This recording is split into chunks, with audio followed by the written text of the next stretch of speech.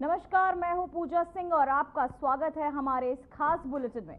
आज special report में सबसे पहले जिक्र यूपी का, जहां जल जीवन मिशन में लापरवाही बरतने वाले अधिकारियों पर योगी सरकार ने शिकंजा कसा है। जल जीवन मिशन में लापरवाही पर सीएम बेहद नाराज नजर आए। उन्होंने मिशन से जुड़े 183 अफसरों और कर्मचारियों पर गाज गिराई है। ये ऐसे अधिकारी हैं जिन्होंने जल जीवन मिशन के तहत निर्माणाधीन पाइप पेयजल योजनाओं की गुणवत्ता और समयबद्धता को प्राथमिकता न देते हुए लापरवाही बरती। 100 से ज्यादा लापरवाह अधिकारियों और कर्मचारियों पर योगी सरकार का हंटर चला है। देखिए ये रिपोर्ट।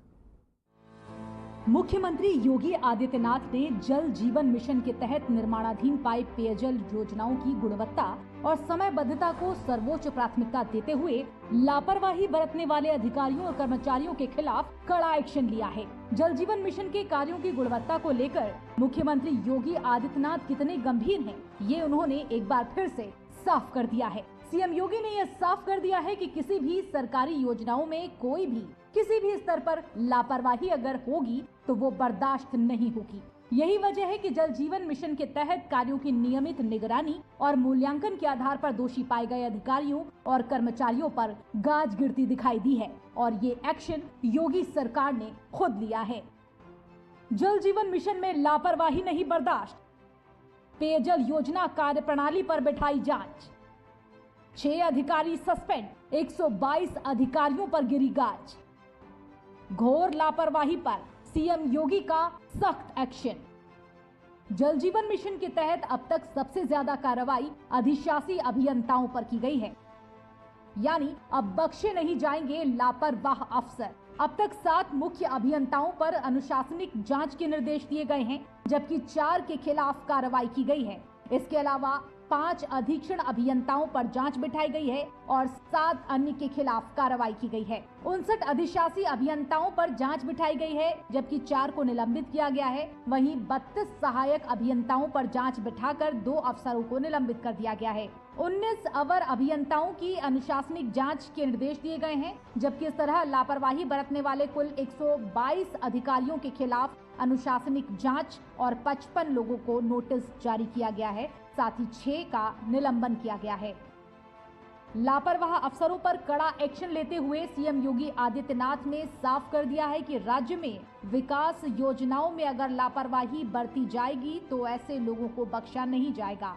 सरकार की जीरो टॉलरेंस नीति के तहत बीते 4 सालों में 183 अफसरों कर्मचारियों पर सख्त अनुशासनात्मक कार्रवाई की गई है। इनमें से 122 अधिकारियों पर जांच बिठाई गई है, जबकि 55 को प्रतिकूल प्रविष्टि दे दी गई है और 6 को निलंबित कर दिया गया। जग जाहिर है कि मुख्यमंत्री योगी आदित्यनाथ की स्पष्ट नीति है कि अगर राज्य की विकास योजनाओं में लापरवाही बरती जाती है तो ऐसे अधिकारी कर्मचारी को किसी भी कीमत पर बख्शा नहीं जाएगा। उत्तर प्रदेश सरकार का लक्ष्य है कि प्रदेश के हर घर तक समय पर और शुद्ध जल पहुंचे। इस दिशा में राज्य सरकार पूरी पारदर्शिता और प्रतिबद्धता के साथ काम कर रही है। Bureau report, RNTV। Bharat Pakistan में हुई जंग के बीच जब देश भर में सेना के शौर्य की प्रशंसा हो रही है, तब कुछ दलों के नेता यहां भी धर्म और जाति की राजनीति करने से बाज नहीं आ रहे। वो अपने वोट बैंक को खुश करने के लिए धर्म और जाति का जिक्र कर अपनी सियासी रोटियां सेकने में जुट गए हैं। यही नहीं, ये नेता अपने सियासत के लिए सैन्य अधिकारियों के लिए भी भाषा की मर्यादा को तार तार कर रहे हैं। मध्य प्रदेश के बीजेपी सरकार के मंत्री विजय शाह ने कर्नल सोफिया कुरैशी को लेकर अमर्यादित टिप्पणी की, तो सपा सांसद राम गोपाल यादव ने विंग कमांडर वोमिका सिंह पर जाति सूचक बयान दिया। वो एयर मार्शल भारती की जाति का जिक्र करने से भी नहीं चूके। तो वहीं मध्य प्रदेश के डिप्टी सीएम जगदीश देवड़ा ने भी सेना का अपमान करने से नहीं चूके। देखिए इस पर हमारी रिपोर्ट। दुनिया ने सुनी ऑपरेशन सिंदूर की शौर्य गाथा। जी हाँ, ऑपरेशन सिंदूर, तीनों सेनाओं की उस पराक्रम की कहानी जिसने पूरे देश का मस्तक गर्व से ऊंचा कर दिया। ऑपरेशन सिंदूर की वीरांगनाएं कर्नल सोफिया कुरैशी और विंग कमांडर व्योमिका सिंह हाल ही में देशवासियों के लिए गर्व का प्रतीक बनी। लेकिन अब ये गौरव विवादों में घिरता नजर आया। अफसोस की बात यह है कि किसी ने इसकी फिक्र नहीं की, बल्कि फिक्र को धुएं में उड़ा दिया। क्योंकि सेना के शौर्य की हमेशा बात हुई, लेकिन क्या कभी जाति और धर्म को लेकर सेना में कोई बात हुई?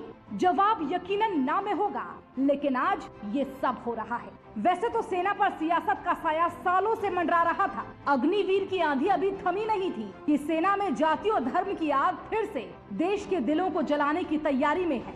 भारत में सेना को सदैव गैर राजनीतिक और धर्मनिरपेक्ष संस्था माना गया है। चाहे सैनिक किसी भी जाति या धर्म से हो, वो केवल तिरंगे को फहराने के लिए लड़ते हैं। ऐसे में राजनीतिक दलों का उन्हें अपने अपने वोट बैंक के चश्मे से देखना न केवल सेना का अपमान है, बल्कि देश की एकता के लिए भी खतरा है। सवाल ये भी कि देश की सेना के लिए साहस जरूरी है, देशभक्ति जरूरी है, या फिर जाति और धर्म?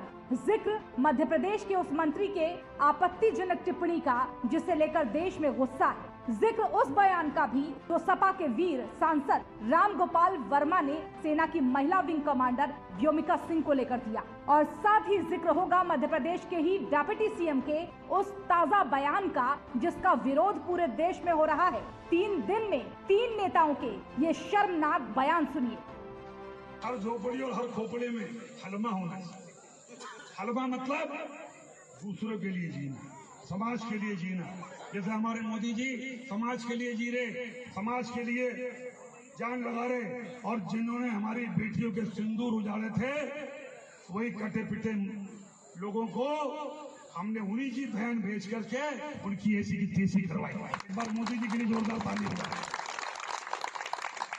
उन्होंने कपड़े उतार उतार के हमारे हिंदुओं को मारा, और मोदी जी ने उनकी बहन को उनकी ऐसी की तैसी करने हमारे जहाज से उनके घर पे।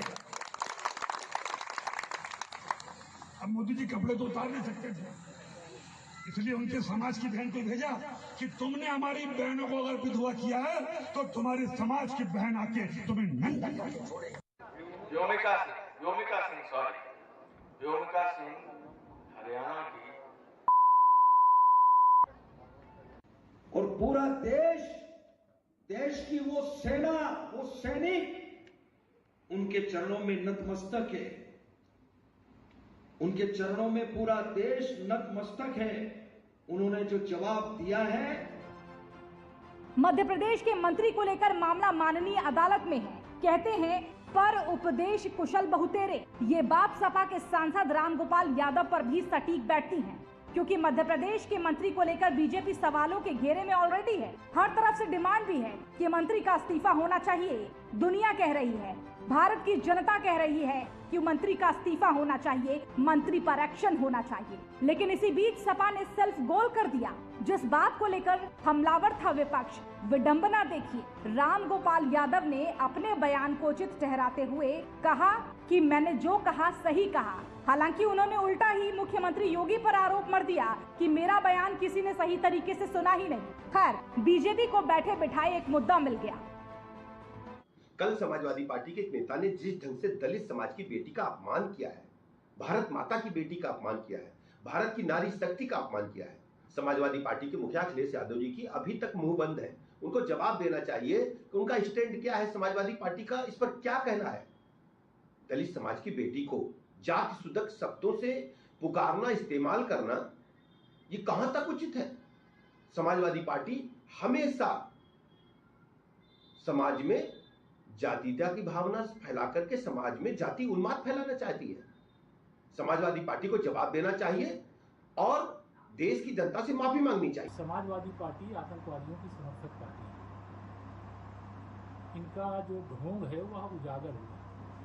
हमको जो विंग कमांडर व्योमिका सिंह जी हैं और जो दूसरी प्रवक्ता कर्नल सोफिया कुरैशी जी हैं, उन दोनों के नेतृत्व पे एक तरह से महिला सशक्तिकरण का जो प्रधानमंत्री श्री नरेंद्र मोदी जी का प्रयास है, उस पर गर्व है। समाजवादी पार्टी ओछी राजनीति करती, घटिया राजनीति करती। उसकी सोच सदा से दलित विरोधी रही है, सदा से आतंकवादी परस्त रही है, सदा से मुस्लिम तुष्टीकरण की राजनीति करने वाली रही है। लेकिन समाजवादी पार्टी का असली चेहरा देश की जनता के सामने, उत्तर प्रदेश की जनता के सामने आ चुका है। हमारी तीनों सेनाओं ने, बीएसएफ ने, सिक्योरिटी एजेंसीज ने जिस तरीके से पाकिस्तान को सबक सिखाया है, ये बड़े गौरव की बात है। मैं अपने सभी साथी वर्दीधारियों को सैल्यूट करता हूँ, जय हिंद करता हूँ। जब हम वर्दी पहनते हैं, हम देश की सुरक्षा के लिए काम करते हैं, तो हमारा धर्म, हमारी जाति, हम किस प्रदेश में पैदा हुए हैं, ये कोई मायने नहीं रखती। हम एक पहचान, यानी हम भारतीय हैं, इस पहचान के साथ में हम लोग काम करते हैं। बीजेपी का ताबड़तोड़ प्रहार और सेल्फ गोल का सिलसिला इस पूरे मुद्दे पर जारी है, लेकिन मौजूद सवाल ये है कि बड़बोले नेताओं के खिलाफ अब तक एक्शन क्यों नहीं लिया गया। बीएसपी चीफ मायावती ने एक्सपोज कर एफआईआर दर्ज कराने की मांग की है। फिलहाल तो सेना पर सियासी बयानों और प्रतिक्रियाओं की बाढ़ आई हुई है, लेकिन आम जन की राय में सेना देश का आत्मबल है, न कि कोई राजनीतिक मोहरा। अब भारत की आवाम को ये तय करना होगा कि विंग कमांडर व्योमिका सिंह और कर्नल सोफिया कुरैशी की बहादुरी पर गर्व करना चाहिए या उनकी जाति या धर्म को लेकर सियासत करने वाली पार्टियों को बर्दाश्त करना चाहिए। भारत की जनता को ये तय करना होगा कि क्या वो ऐसे बयानों को बर्दाश्त करेगी जो देश की सेना को टुकड़ों में बांटने की कोशिश करे, क्योंकि इन विवादित टिप्पणियों ने सेना की जाति धर्म से परे पहचान पर गहरे सवाल खड़े कर दिए हैं। और ये बयानबाजी अब केवल राजनीति तक सीमित नहीं रह गई, बल्कि ये सेना के उस मूल विचार पर भी चोट कर रही है जो राष्ट्र सर्वोपरि के सिद्धांत पर अडिग खड़ी है। Bureau report, Aryan TV.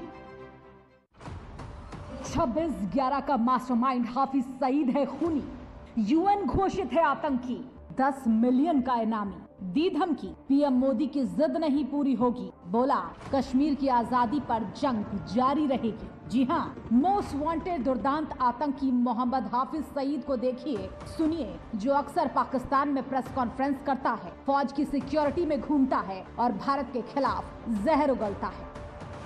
Modi का इसरार है और ट्रंप की शय है, हुकूमत पाकिस्तान की मजबूरियां हैं, और वो ये अगर समझते हैं कि हमारी नजरबंदियों और पाबंदियों के साथ कश्मीर के मसले को पीछे फेंका जा सकता है, तो ये मुमकिन नहीं है। इंशाअल्लाह कश्मीर की आज़ादी तक ये तहरीक जारी रहेगी कि हमने बहुत सब्र और इस्तिकामत का मुजाहरा करना है, हमने अपने मिशन को भी जारी रखना है, लेकिन हम पाकिस्तान के अंदर वो रवैया पेश करना चाहते हैं कि जिसके साथ पता चले कि हम पाकिस्तान की हिफाजत को उसी तरह अव्वलियत देते हैं। हाफिज सईद पाकिस्तान के सेफ हाउस में फिलहाल सेफ है। हम इस वीडियो के ताज़ा होने की पुष्टि तो नहीं करते, लेकिन ये वीडियो सोशल मीडिया पर वायरल है और जो मुजाहिरा करा रहा है कि भारत की खौफ से आतंकी हाफिज सईद का ठिकाना तो बदला, लेकिन उसका प्लान नहीं बदला। तो क्या आपको कोई शको शुबा बचता है कि पाकिस्तान आतंकियों की पनाहगाह नहीं? तो आज आपके सारे मुगालते खत्म होंगे। शख्सियत के मकान पर इंडिया ने जो हमला किया है, 2 जगहों पर उसने हमला किया। एक उसने मौलाना मसूद अजहर, जो एक जिहादी कमांडर है, जो जैश ए मोहम्मद के सरबराह हैं, उनके घर पे इन्होंने हमला किया। उसकी फैमिली के 12 लोग शहीद हो गए, जिसमें छोटे बच्चे भी शामिल हैं। और दूसरा हमला मुरीद के लश्कर तैयबा के मरकज पे किया है, वहां पर भी लोगों की शहादत की खबरें वसूल हुई हैं। मैं कहना यह चाहता हूं, मोदी सरकार, ये वही मसूद अजहर है जिसको आपने अपनी जेल में रखा था, और पाकिस्तान के मुजाहिदीन ने तुम्हारे जहाज को हाईजैक किया था, तुमने घुटने टेके थे। हमने मसूद अजहर तुमसे फख्र से वसूल किया था।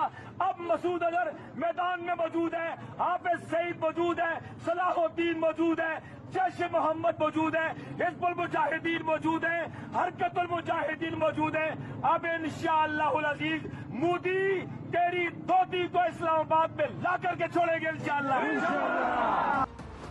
सोशल मीडिया पर यह भी वीडियो वायरल है जो बताया जा रहा है कि ये दोनों देशों के बीच सीज फायर होने के बाद का है और पाकिस्तान में आतंकियों को सरकार का समर्थन दिखा रहा है। अब आपको ब्रूस रीडेल को भी सुनना चाहिए, जो CIA के पूर्व अधिकारी हैं।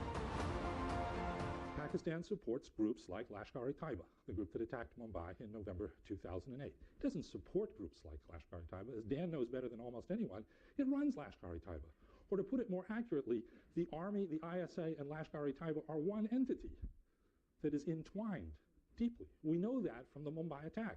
We have the confession of the Pakistani-American David Headley, who was involved in all of the planning of the attack. And he tells us in detail how the ISI, Lashkar-e-Taiba were working together. But that's not the only group. Jaish Mohammed, Hezbollah Mujahideen, the Afghan Taliban, the Haqqani Network, these are all instruments of the Inter-Services Intelligence Directorate. They control their safe havens. They control their media outlets. They provide them with assistance in funding and assistance in getting weapons. For example, the head of Lashkar-e-Taiba, a man who has a $10 million bounty on his head, isn't hiding in Pakistan. He's on Pakistani television once a week. He routinely comes on Pakistani television and says, "Hey, CIA, you looking for me?" पूर्व CIA अधिकारी का ये बयान अपने आप में बेहद महत्वपूर्ण हो जाता है, वो भी तब जब भारत और पाकिस्तान के बीच तनाव का माहौल है। यानी ये साफ है कि आतंकवाद का प्रायोजक है पाकिस्तान। हाफिज सईद पर $1 करोड़ का इनाम है, फिर भी वो हर हफ्ते पाकिस्तान के टीवी पर दिखाई देता है। पाकिस्तान और उसके समर्थक लाख प्रोपेगेंडा करें, लेकिन सच्चाई यही है। इसमें कोई दो राय नहीं कि भारत ने लंबे समय से पाकिस्तान के खिलाफ संयम बरता है। इससे पाकिस्तान को लगता है कि वो अपनी मनमर्जी के मुताबिक जो भी चाहे वो मनमानी कर सकता है। लेकिन अब नए भारत ने कड़े रुख अपनाए हैं। दुनिया भारत के रण कौशल का लोहा मान रही है। भारत के ऑपरेशन सिंदूर की हर तरफ तारीफ हो रही है। ऑस्ट्रेलियाई एविएशन एनालिस्ट टॉम कूपर ने भारत के शौर्य की तारीफ की। भारत जानता है कि आतंकियों को पाकिस्तान की सरकार और उसकी सेना का समर्थन हासिल है, इसलिए भारत ने उन आतंकियों के अड्डों को ध्वस्त करके बता दिया कि भारत आतंकवाद को बिल्कुल भी बर्दाश्त नहीं करेगा। भारत ने पाकिस्तान की रक्षा क्षमताओं को भारी नुकसान पहुंचाया। पाकिस्तान भारत को नुकसान पहुंचाने में असफल रहा, क्योंकि भारत ने अपने एयर डिफेंस सिस्टम को एक्टिव कर रखा था, जिसने पाकिस्तान के ड्रोन और मिसाइल मार गिराए।